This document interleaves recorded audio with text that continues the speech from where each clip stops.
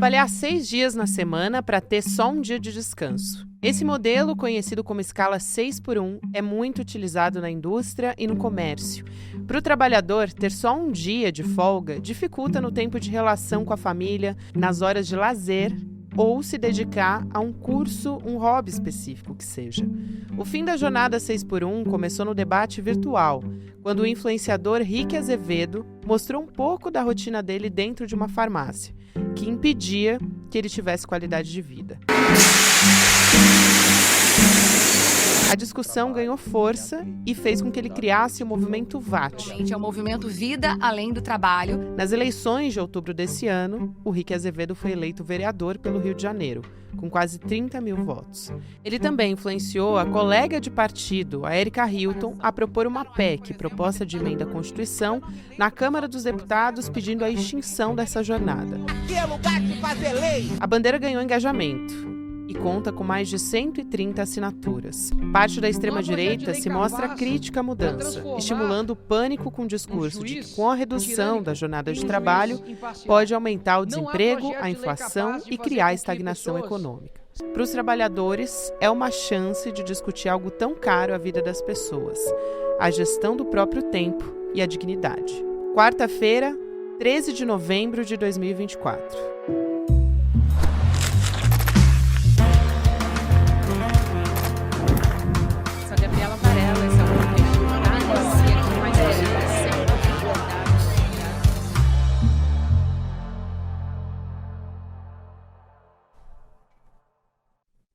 Olá, seja muito bem-vindo, seja muito bem-vinda. Eu sou a Gabriela Varelli e esse é o Videocast em Detalhes. Aqui, sempre com uma convidada ou um convidado, a gente analisa uma temática, uma notícia importante do momento.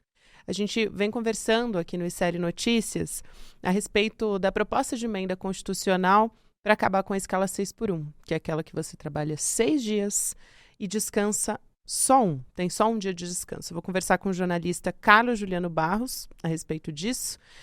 Carlos, obrigada por aceitar nosso convite. Seja muito bem-vindo. Obrigado, eu que agradeço o convite, estou à disposição. Vamos lá, então. Primeiro, eu acho que vale a pena a gente entender o que está sendo discutido lá no Congresso. Antes até da PEC da Erika Hilton, do PSOL, se popularizou muito nesse último final de semana nas redes sociais e ela ficou muito mais conhecida, mas já existia uma outra PEC do deputado Reginaldo Lopes, que é do PT. Eu queria que você explicasse um pouco qual a diferença entre elas e qual deve caminhar com maior facilidade e, nesse caso, uma proposta ela é a pensar da outra, enfim, como que fica essa situação? Então, na verdade, existem várias proposições ao longo, né, do tempo aí sobre essa temática. Essa discussão, Gabriela, se me permite aí a digressão, ela começou já na própria Constituinte, né, na Assembleia Constituinte de 87. Naquela época, para quem não sabe, né, até a nossa Constituição, até 88, a jornada de trabalho ela era de 48 horas semanais, o limite. E aí, na Assembleia Nacional Constituinte, né, que foi entre 87 e 88, esse limite máximo foi baixado para 44. Naquela época, já tinha muita gente, né, já tinha alguns deputados que defendiam o limite de 40 horas semanais, né? Porém, eles foram voto vencido, né, e acabou aí se configurando essa jornada que a gente tem hoje, o limite máximo de 44 horas semanais. Isso quer dizer que, para algumas categorias, né, as pessoas trabalham aí 5 dias por semana, geralmente de segunda a sexta, por 8 horas diárias, e completam, né, as 44 horas trabalhando meio período no sábado. Mas isso também não quer dizer que não existam outros regimes para pessoas que trabalham 44 horas semanais, né? Então, é possível, por exemplo, que haja aí categorias, né, que trabalham 9 horas durante a semana, e aí não trabalham aos sábados, aí fica nesse regime 5x2, né? Ou seja, teria direito ao fim de semana. Isso depende muito das negociações coletivas, né? Enfim, de como os sindicatos negociam com os empregadores, mas é fato assim, que esse regime 6x1, né, em que as pessoas também trabalham ao sábado, ele é um regime muito característico de ocupações, enfim, que estão no limite aí da precarização, né? Enfim, são pessoas que ganham aí 2 salários mínimos. Então, a gente está falando de pessoas do comércio, caixa de supermercado, enfim, né? Pessoas que têm aí ocupações com ganhos um pouco mais, enfim, na base da pirâmide mesmo. E aí, ao longo do tempo, houve uma série de proposições para baixar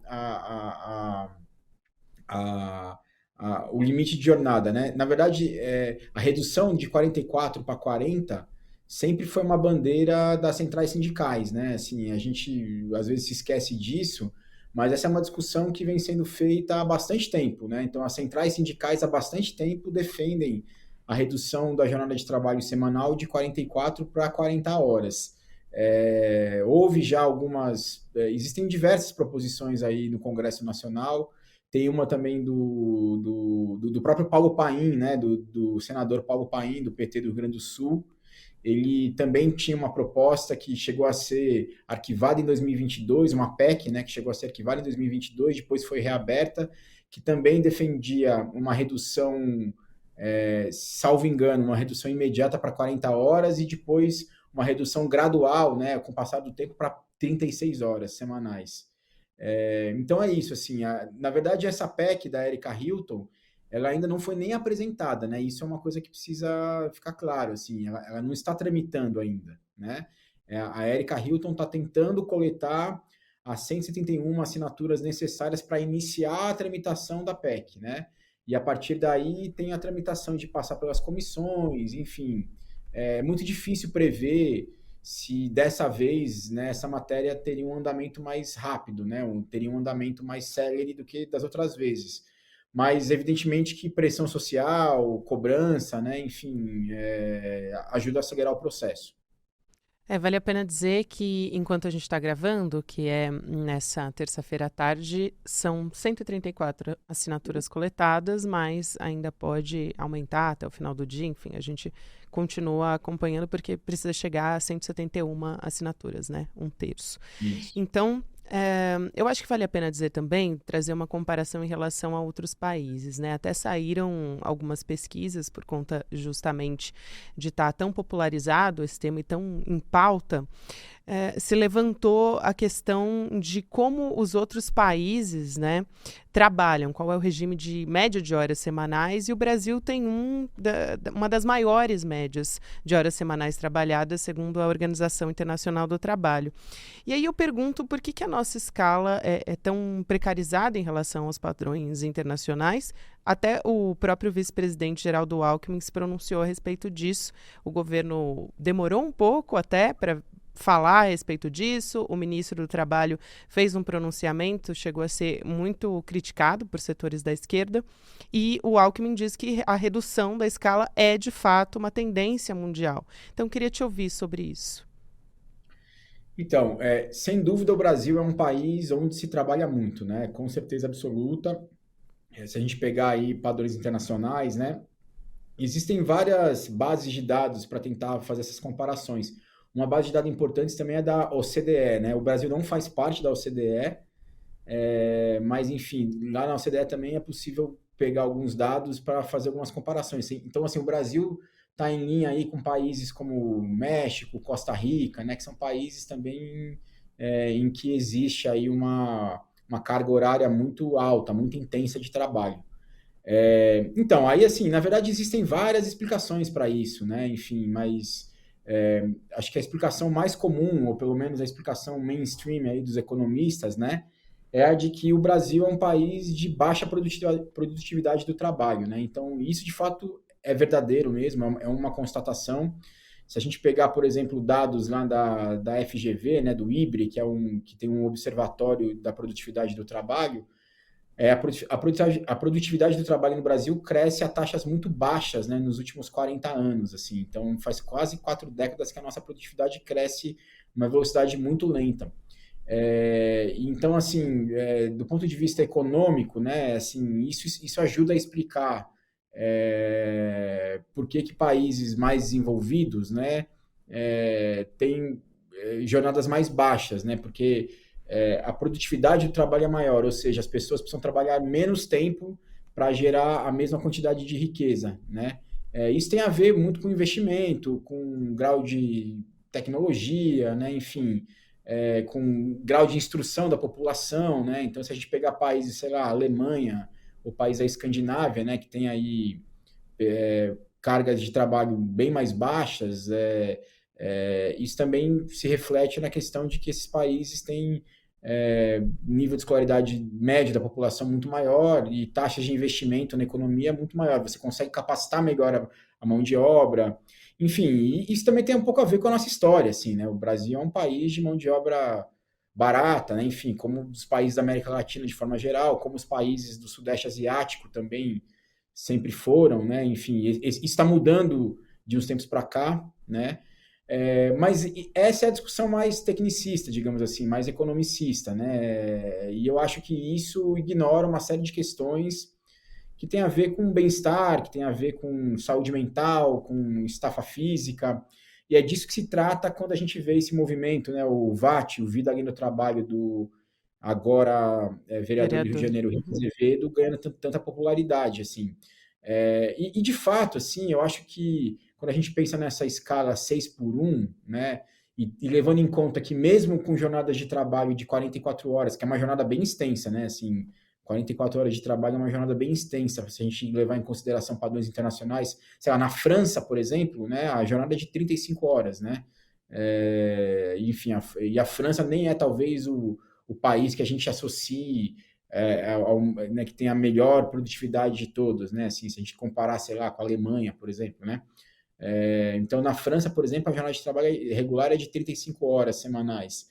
Mas eu acho assim que a grande questão que o VAT traz é essa discussão sobre bem-estar, sobre, enfim, direito à vida, né? Direito a uma vida além do trabalho, né? Como diz o próprio nome do movimento. E aí, assim, se a gente pensar que existem regimes aí de 44 horas em que as pessoas trabalham só 5 dias por semana e tem o fim de semana completo livre, não me parece nem um pouco absurdo a gente pensar em acabar com a escala 6x1, né? Assim também como me parece bem razoável, né, baixar o limite para 40 horas. O próprio Ministério do Trabalho se posicionou nesse sentido, né? De que um meio termo aí, em vez de a gente baixar para 36 horas, que é o que a PEC propõe, se a gente baixasse para 40 horas, né, que é uma bandeira, como eu disse, histórica das centrais sindicais, eu acho que, enfim, né, há quem diga que o Brasil já estaria preparado para essa carga horária. Se a gente baixasse aí para 40 horas semanais, a gente conseguiria garantir pelo menos esse sistema aí de 5x2, né? Ainda que tenha muita gritaria, ainda que tenha muita gente já levantando, né, já torcendo o nariz para essa possibilidade. Até eu estava vendo aqui o pessoal da Abrazel, né, que é a Associação dos Restaurantes, enfim, porque alguns setores que são muito intensivos em mão de obra, né, dependem aí dessa mão de obra de fim de semana. Então, sei lá, supermercado, restaurante, né, então para esse pessoal, né, enfim, para esses empresários desses segmentos, isso pode ser uma questão. Mas, ao mesmo tempo, assim, enfim, né, talvez a gente precise repensar algumas coisas mesmo. Então, será que os restaurantes precisam funcionar todos os dias também? Será que os supermercados precisam estar abertos 24 horas por dia ou num horário tão dilatado, né? Enfim, é uma escolha que a sociedade pode fazer também, né? De tentar restringir horários para garantir uma qualidade de vida para a base da população, né? Perfeito, eu acho que essa discussão é fundamental. Você citou, né, a Associação de Bares e Restaurantes. Só para trazer aqui a informação disso, eles se pronunciaram dizendo que a ideia, né, do fim da escala 6x1 é uma ideia estapafúrdia. Foi o que o presidente da associação disse, e tem outras organizações, enfim, principalmente do setor empresarial, falando a respeito disso. Agora, você tocou num ponto super importante que eu queria tratar aqui, que é essa questão da precarização da vida das pessoas, né?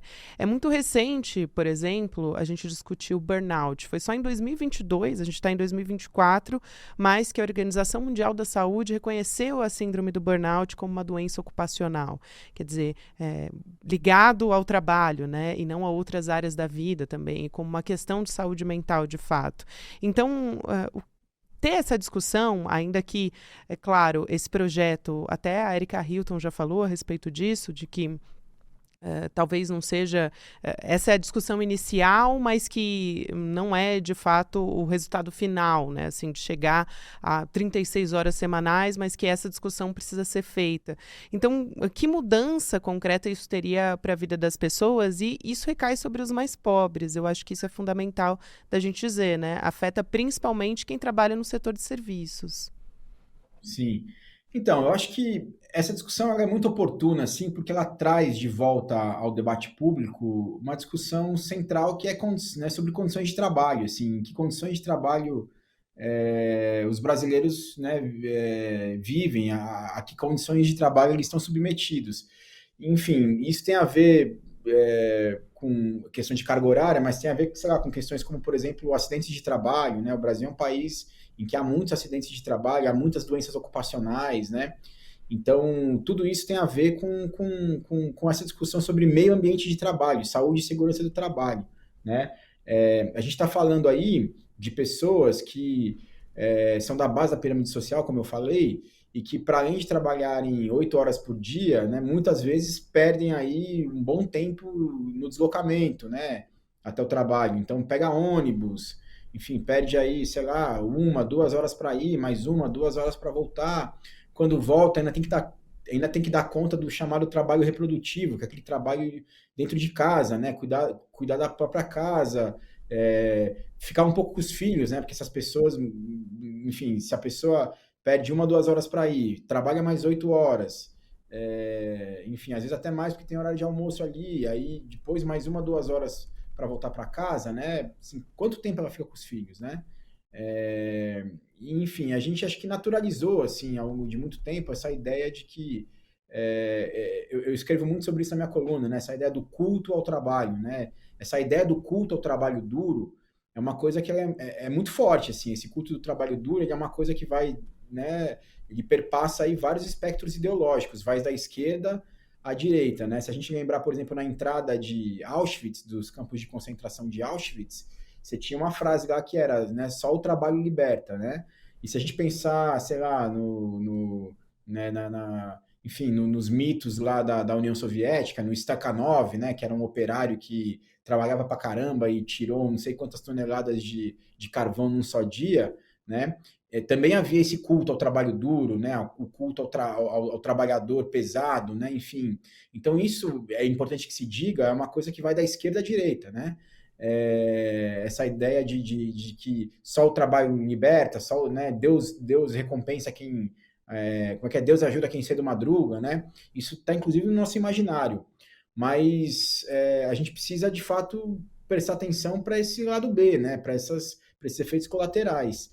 E quando a gente fala sobre conquista de direitos, assim, é importante dizer que essas coisas sempre despertam reações, né? Então, eu até estava acompanhando nas redes sociais, né? Algumas pessoas resgataram algumas manchetes falando, por exemplo, sobre a reação ao 13º salário, né? Então, tinha lá algumas manchetes de jornal dizendo que o 13º salário seria um problema, que aumentaria muito o custo do trabalho e que isso seria uma grande questão.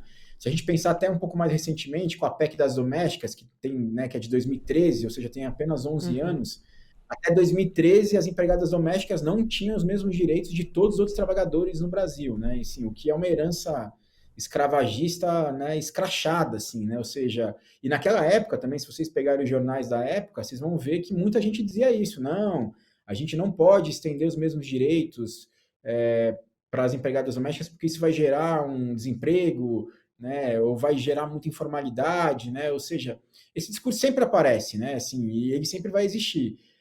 Mas ao mesmo tempo, com o passar, né, enfim, dos anos, assim, a gente vai, alguns mitos vão caindo. Então, essa ideia de que direito trabalhista é necessariamente um problema, né? Necessariamente uma questão, isso não é necessariamente verdade, né? Se a gente pegar, por exemplo, esses países sobre os quais a gente falou agora, né, que tem uma produtividade alta, nesses países também você tem direitos trabalhistas robustos e fortes, né? E, inclusive, há literatura especializada dizendo que é o oposto, assim, né? O direito do trabalho, muitas vezes, ele pode contribuir para a produtividade, porque o trabalhador ele se sente pertencente àquela empresa, ele se sente protegido, ele se sente instigado a melhorar, né? Enfim, ele sabe que ele não vai ser demitido a qualquer momento, que ele não é uma peça descartável.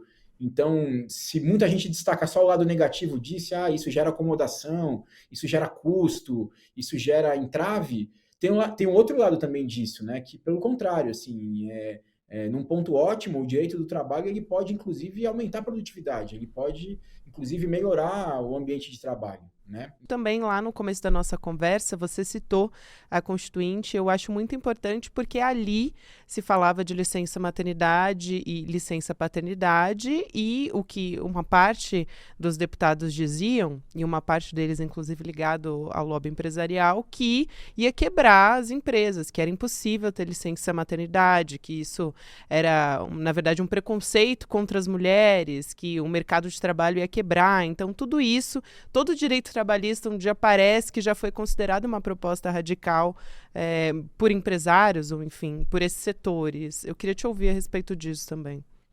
Não, acho que eu concordo contigo, assim, toda a luta por direitos trabalhistas e direitos sociais de forma mais ampla são lutas que, né, são reivindicações que inevitavelmente geram essa, essa reação, né, essa oposição, né, então, enfim, esse debate ele vale não só para direitos trabalhistas, mas para direitos sociais mais amplos, direito ao voto, né? Então, assim, a gente pensar em, né, quando o direito ao voto foi estendido às mulheres, né? Enfim, as pessoas que não tinham alfabetização, né? Enfim, né? Se a gente pensar, sei lá, até 60 anos atrás, nos Estados Unidos, negros não podiam andar no mesmo ônibus que brancos, né, em alguns estados. Então, assim, e sempre vai haver uma suposta racionalidade por trás disso, né? Mas, ao mesmo tempo, eu acho que a gente tem que se municiar de bons argumentos para tentar reverter. E isso, por exemplo, né, isso se reflete muito, por exemplo, sobre tributação, né, de renda, assim, que é um assunto também que eu gosto bastante de acompanhar, né? A gente sabe que no Brasil, por exemplo, os impostos são muito pouco progressivos, né? Ou seja, os mais ricos pagam muito menos do que eles deveriam e poderiam, né? A grande questão é que a carga tributária no Brasil ela é alta, mas ela é muito desigual, né? Ou seja, tem gente pagando demais e gente pagando de menos, né? E quem está pagando de menos são geralmente as pessoas que estão aí no topo da pirâmide e conseguem usar de subterfúgios para pagar menos, né? E aí, assim, tem um especialista que é o Manuel Pires, né, professor, né, da UNB e também da FGV Ibre, que ele diz o seguinte: a gente precisa também tomar cuidado e levar em conta alguns argumentos, né, de quem diz, por exemplo, que se a gente aumentar demais a tributação dos mais ricos, isso vai gerar fuga de capitais, isso vai gerar, por exemplo, desinvestimento. E ele fala, esses argumentos precisam ser levados em conta mesmo e a gente tem que analisá-los de maneira séria, né, e robusta. Mas o ponto é que no Brasil, né, as alíquotas, por exemplo, que a gente cobra dos mais ricos ainda estão muito longe, mas muito longe de gerar esse efeito colateral, né? Em países, sei lá, como a Escandinávia, talvez esse debate caiba, né? Mas aqui, esse debate está longe ainda de ser uma questão.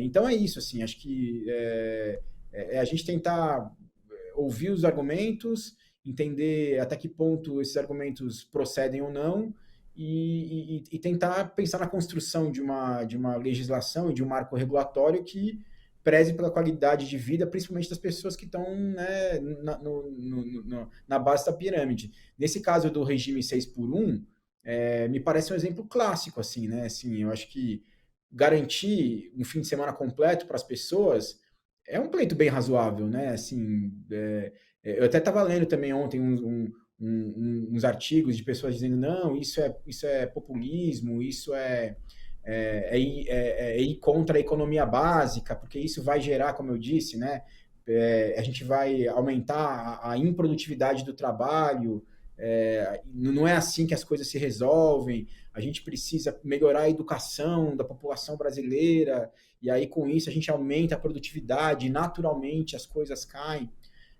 Ok, assim, mas se a gente for esperar por tudo isso, né, enfim, e mesmo assim vai ter gente resistindo, e essas pessoas têm pressa também, né, assim, a gente, me parece bem razoável, assim, que uma pessoa queira reivindicar pelo menos o sábado e domingo para descansar, né? Então, não, não me parece desmedido, né? Eu acho que essa é a mensagem. Eu também quero aproveitar aqui para trazer a discussão que levantou o pesquisador o Paulo Demuro, ele é professor de semiótica, né? Pesquisador, e ele levantou essa discussão de como essa campanha pelo fim da escala 6x1 está se reapropriando de universos temáticos que foram dominados, assim, mais recentemente pela extrema-direita. Por exemplo, Pablo Marçal, com essa questão do empreendedorismo e tal, trabalho, família, né? Então, enquadrando isso numa nova perspectiva, vamos dizer assim. Queria perguntar se você concorda e se é uma bandeira que é capaz, Carlos, de unificar a esquerda, ou melhor, né, se pode representar uma mudança significativa em táticas políticas, nesses termos. Sem dúvida, assim, eu acho que essa é uma pauta que dialoga, né, diretamente com o que a gente chama aí de classe trabalhadora, de pessoas que estão na base da pirâmide. E eu acho que é muito interessante, assim, porque muito se fala, né, que o mundo do trabalho mudou demais, as novas tecnologias erodiram as proteções, ninguém mais quer saber de trabalho formal, carteira de trabalho está fora de moda, enfim, todo mundo já está cansado de ouvir esse tipo de argumento, né? E assim, e mais uma vez, assim, acho que a gente precisa qualificar esse debate, né? Por um lado, é verdade que ter carteira assinada não é garantia de nada, né? Assim, se a gente olhar, por exemplo, os trabalhadores terceirizados, né? Muitos deles estão no limite da precarização, ainda que eles tenham ali carteira assinada, né? Isso não quer dizer que o trabalho deles seja legal, seja bacana, enfim, né? Que eles tenham boas condições de trabalho. Isso é verdade também. Mas ao mesmo tempo as pessoas gostam de estabilidade, as pessoas gostam de direito, né? Nessa discussão, por exemplo, sobre regulamentação de trabalho por aplicativos, que é outra discussão que eu acompanho bastante de perto, assim. Se você conversa com entregadores, motoristas, né? Muitos deles vão dizer que gostariam, assim, de ter, por exemplo, férias, de ter garantia de licença remunerada, né? Desculpa, de ter garantia de previdência em caso de acidente, gostaria de ter um 13º, porque isso também já está cristalizado no inconsciente coletivo das pessoas. As pessoas sabem que esses direitos são coisas boas, né? Mas, ao mesmo tempo, a gente é bombardeado o tempo inteiro por essa ideia de que tudo mudou e de que essas relações já não fazem mais sentido. E, enfim, eu sinceramente, né, tenho minhas dúvidas sobre isso. Assim. Algumas vezes as pessoas abrem mão de direitos consolidados, porque ali no frigir dos ovos, na ponta do lápis, aí na matemática, ela faz uma conta. Eu talvez trabalhando informalmente, talvez eu ganhe um pouco mais do que se eu trabalhar como CLT. Ou, sei lá, caso de trabalhadores como a gente, né, jornalistas, profissionais criativos, né, que vou virar PJ, porque sendo PJ eu consigo ganhar mais do que se eu for um jornalista CLT. Às vezes as pessoas não têm nem essa escolha, né? Assim, muitas vezes as pessoas são obrigadas a abrir uma PJ porque enfim, quem vai contratar não dá sequer essa opção.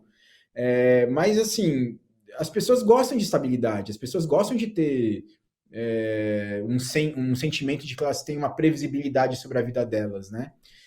Então, e isso, assim, você vê como as coisas se misturam, né? A gente fala muito, sei lá, sobre crise da Previdência, a gente não tem, o INSS está falido, não temos mais dinheiro para bancar as aposentadorias dos nossos velhinhos, como é que a gente vai fazer? Mas sim, muito pouco se fala, por exemplo, de como essas fraudes trabalhistas impactam o caixa da Previdência, né? Assim, se a gente assim, para a Previdência funcionar, a gente precisa de contribuinte, né? Assim, e o nosso sistema de contribuição ele está muito alicerçado nessa ideia da carteira assinada, né? Do trabalhador contribuindo e do empregador contribuindo também, né? Quero muito agradecer a sua presença aqui. O Carlos Juliano Barros é jornalista. Seja sempre muito bem-vindo e até uma próxima. Eu que agradeço, fico à disposição. Até a próxima. Valeu, até mais. E para quem está assistindo o programa pelo YouTube, eu lembro a você que é amanhã a terceira turma do Empreendedor Mestre, que está de volta agora. Aula com o Eduardo Moreira. Então, portanto, nesse dia 14 de novembro, quinta-feira, 8 horas da noite, você se inscreve aqui pelo emdetalhesicl.com.br Mercado Investimentos, na sequência, Rolê ICL, e você pode nos ouvir todos os dias nas plataformas de áudio também. Obrigada, até amanhã. Tá chegando o dia, amanhã a nossa aula sobre os segredos das vendas e da persuasão. A gente vai aprender amanhã como contar histórias que vendem e convencem. Vai aprender a jornada do herói e muita técnica, muita ciência sobre vendas e persuasão. Muito importante, as pessoas usam muito isso para convencer de coisas ruins, de teorias da conspiração. A extrema-direita faz muito isso. Vamos usar para o bem isso e defender as causas nobres com técnica, com ciência de vendas e de persuasão. Amanhã, às 8 horas da noite.